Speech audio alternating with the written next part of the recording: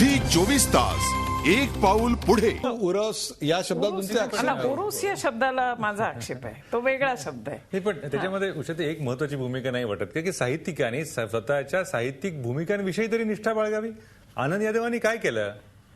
तुमचं जर साहित्यावरती प्रेम आहे, माझी कलाकृती ही माझी काल्पनिक कलाकृती आहे, मी त्यातला एकही शब्द मागे घेणार नाही, त्यातला ठामपणे नको होतं उभं राहिलं त्यांनी. म्हणजे हे स्वतःच्या साहित्याविषयी ठाम नसलेली सुद्धा लोक आहेत ही.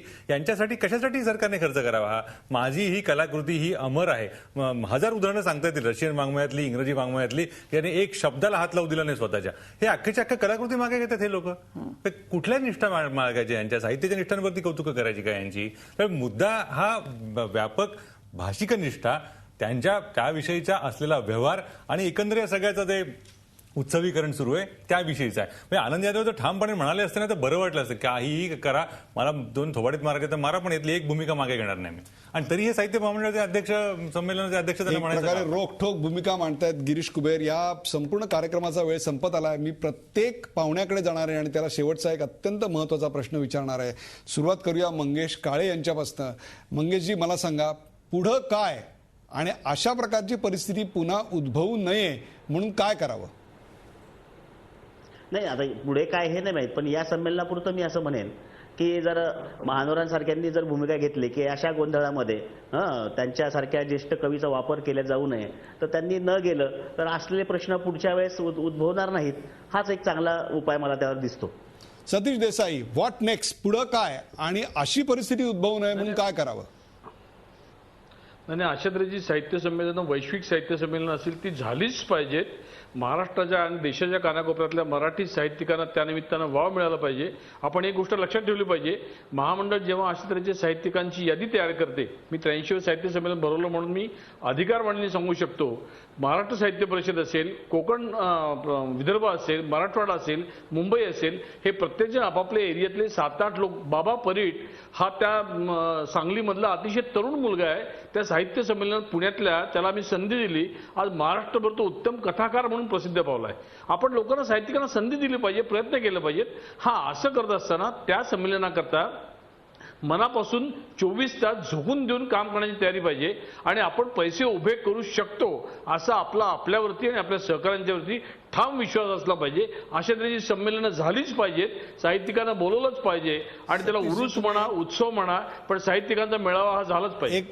एक प्रकारे तुम्ही त्याची पॉझिटिव्ह किंवा सकारात्मक बाजू मांडताय. मला जायचं गिरीश कुबेर यांच्याकडे. गिरीशजी, तुमची बाजू महाराष्ट्राला कळलेली आहे की या संपूर्ण प्रकरणाच्या उत्सवीकरणावर आणि त्याच्यात सरकारच्या सहभागाबद्दल तुमचा आक्षेप आहे. यातून साहित्याचं काही फार भलं होत नाही, अशाही प्रकारची तुम्ही भूमिका मांडलेली आहे. मला सांगा, आत्ता हा वाद तुमच्या समोर आहे. एक प्रकारे हा वाद मराठी जनांमधलाच आहे. याच्यावर तोडगा म्हणून तुम्ही काय सुचवाल आणि पुढे काय होईल असं वाटतं? पुढे काय केलं पाहिजे? पुढे मी अग्रलेखात म्हटल्याप्रमाणे नवीन यजमान आणि नवीन संमेलनाची तयारी हा एक भाग झाला. पण मला त्यातला दुसरा एक सुचवायचा मार्ग आहे की हे सगळं चाललंय ना, चांगलं आहे, हरकत नाही. समजा ठीक आहे, आता मला कुठे जपानला मराठी साहित्य संमेलन भरवायचं, मी जपानचा आयोजक आहे, सगळ्यांना घेऊन जाण्याचा खर्च प्रत्येकी 5 लाख आहे. साहित्यिकांनी स्वतः 1-1 लाख द्यावेत ना त्याच्यामध्ये. याला याची इच्छा आहे. ही सूचना लक्षात घेण्याजोगी आहे. ही सूचना गिरीश कुबेर करतायत, ती लक्षात घेण्याजोगी आहेत की जे 40 लोक जात आहेत त्यांनी खिशातनं किमान एक वेळच्या जाण्याचा तरी खर्च करावा, अशा प्रकारची भूमिका ते मांडतायत. त्याचं स्वागत व्हायला पाहिजे. मला कार्यक्रमाचा शेवट करताना जायचंय उषा तांबे मॅडम यांच्याकडे. मला सांगा, व्हॉट नेक्स्ट? पुढं काय आणि अशी परिस्थिती उद्भवू नये म्हणून महामंडळाच्या अध्यक्षा म्हणून तुम्ही काय करणार आहात? यापूर्वी अशा प्रकारचा एक कोश असावा, अशाही प्रकारची भूमिका मांडली गेली, तर या कोशाचं काय झालं हेही तुम्हाला माहिती आहे. फार तू चांगला मुद्दा काढला आहेस. सरकारकडनं पैसे घेऊ नका असं ठामपणे सांगतायत. पैसे मराठी मंडळी उभी करतायत का? आम्ही 2001 साली कोश सुरू केला. आज 2012 साली त्याच्यात जेमतेम 80 लाख रुपये जमा झालेत. ठाण्याच्या संमेलनात तुला माहिती आहे की आम्ही कितीदा आवाहन केलं, शेवटी पेट्या फिरवल्या, दानपेट्या, तरी सुद्धा 33,000 रुपये जमले. ही काय रक्कम आहे? मग तुम्ही पैसे देणार नाही, सरकारकडनं तुम्ही घेऊ नका, संमेलन भरवा. खूप आम्हाला आवडतं, कारण लोक धावून धावून येत आहेत, हजारोंनी गर्दी करतायत. कुबेरजींनी पण पाहिलं की चंद्रपूरला केवढा उत्साह आणि किती चांगला प्रतिसाद होता. मग पैसे आणायचे कुठून? आणि संमेलनाला जर शासनाने मदत केली तर त्यात गैर काय आहे असं मला वाटत नाही, कारण तो पैसा 25 लाख हा इथे तर तो हजारो लोकांवर खर्च होतो आणि तिथे जर परदेशी ज्याचा विचार केला तर तो एक जो मोठा गट जातो आहे त्यांच्यावर आणि तो निमंत्रक संस्थेचा भार हलका करावा म्हणून आहे.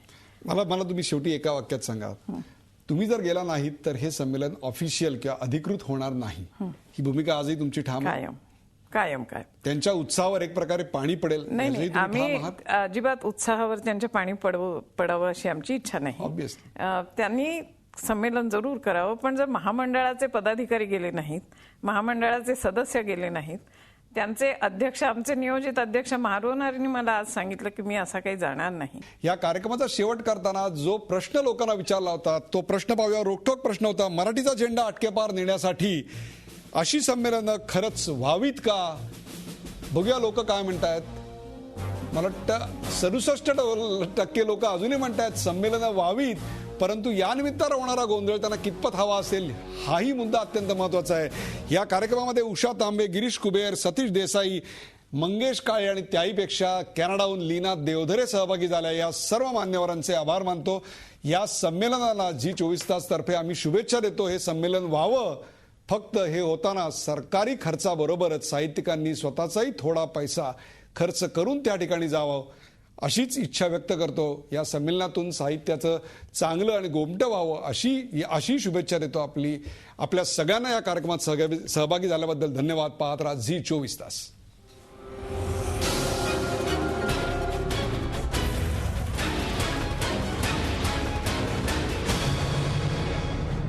झी24 तास, एक पाऊल पुढे.